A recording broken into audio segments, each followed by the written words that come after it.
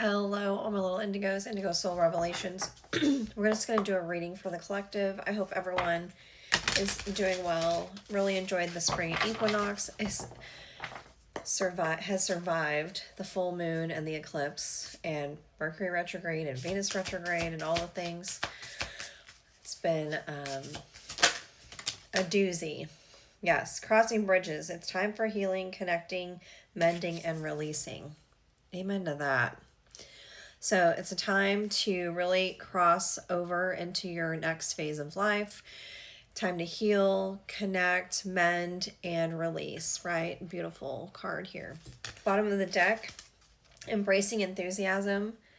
It says, shout to the heavens with happiness, right? It's time to embrace joy. It's time to move out of stagnation, out of difficult cycles and patterns. Let's pull some runes real quick and see what we get for the collective. First one is, this is the rune of the craftsman. So it's like we are crafting the next stages of our life and moving forward with ambition. Why is this important, or why is this happening? We have unbiased wisdom now. Things are kind of falling into order, and that victory and success is ensured, and potential outcome right now. End of a matter or a situation, and some sort of drastic change in our life and transformations in our relationships. So the outcome really is big, massive changes in the way that we live our daily lives, what that looks like, as well, what our lives will look like for us going forward as well. Let's do sacred symbol.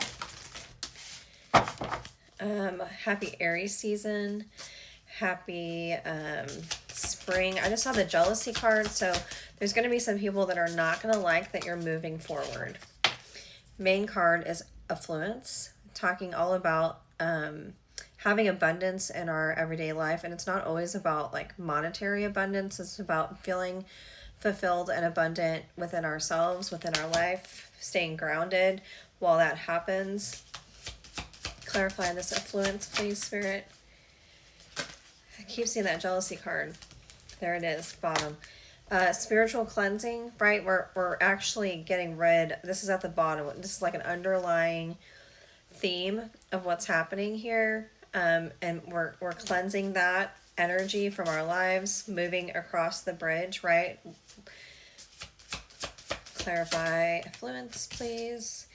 Full moon. That full moon was really impactful for this spiritual cleansing so that we can be in this more abundant energy. And one more, please. Yeah, divinity. Helping us to recognize how we are one within ourselves and one within the whole. We are all connected. And we are all divine souls here with a divine purpose. And that is being protected now as we cross over the bridge. I'm also getting there's no going back. You'll never be the same. I'm hearing you'll never be the same. So don't go back to those thought processes or ways of being or ways of life, I'm hearing. Because you're forever changed. I keep hearing you're forever changed. You've crossed the bridge. You've gone through some sort of initiation, I'm hearing. Okay. Four of Pentacles, it's like you're creating stability now and trying to not stifle yourself or hold yourself back or hold on to things that are not meant to be held on to. You're more in the flow of your life, and welcoming and releasing as needed. Bottom of the deck, that's part of your fate and destiny, Wheel of Fortune. What's the basis of this, or why is this happening? Yeah. Overcoming a major heartbreak or loss within your life. It's like you finally have overcome it, like you're seeing things from a higher perspective, I'm seeing. And recognizing how holding on so tight to the past or certain cycles or people or situations was creating a lot of pain and suffering for you. And recognizing that in order to move forward, you had to let go. There's a quote from the song that I really love, and it says, the only way to really hold on is to let go. And that song, Let Go by Fro Fro, is coming through. You're being recognized by the universe. How is the universe helping you? You're being recognized. And they're helping you to recognize yourself, right? Six of Wands is like, okay, not only are you being recognized by others for your progress, but your ancestors, your higher self, you're recognizing yourself as well, and how far you've come and the progress that you've made. What's hidden that you don't see coming? What's hidden that you don't see coming? What's hidden that you don't see coming? Yeah, massive awakenings.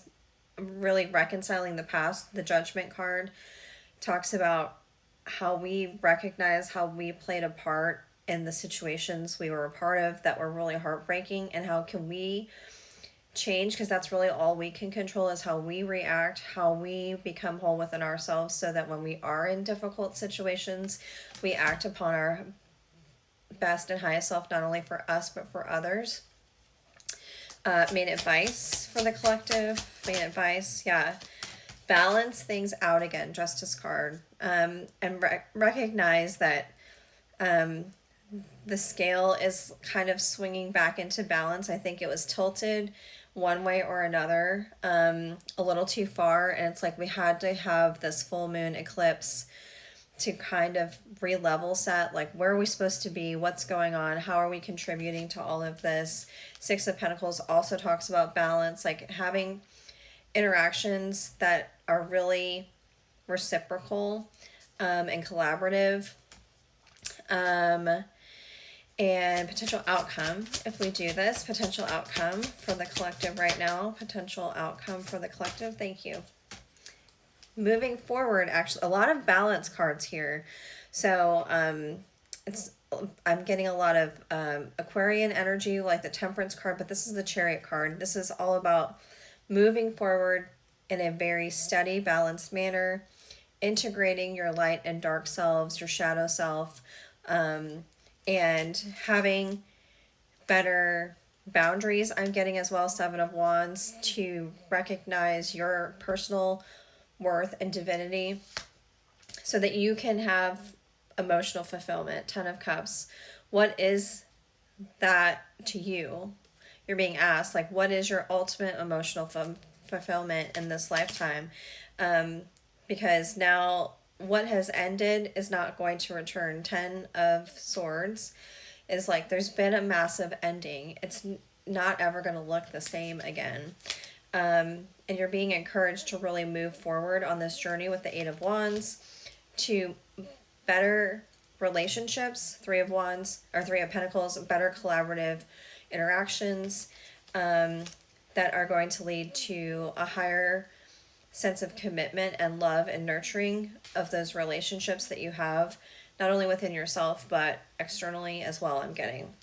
Okay, so that is the big main message I'm getting. Let's see, which cards do you want me to use? Spirit. Okay,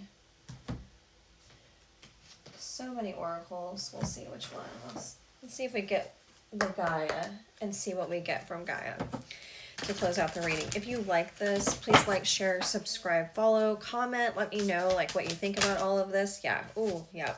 The Search, feeling lost, confused, and lonely, right? And then the bottom is Ocean of Eternal Love, healing, creativity, and fertility. So I'm getting like the collective got off balance, off track at some point, and there had to be a re-level setting to bring us back into that eternal love. So I'm going to read that one. 44. It is said that love conquers all. This is especially true for you at this moment.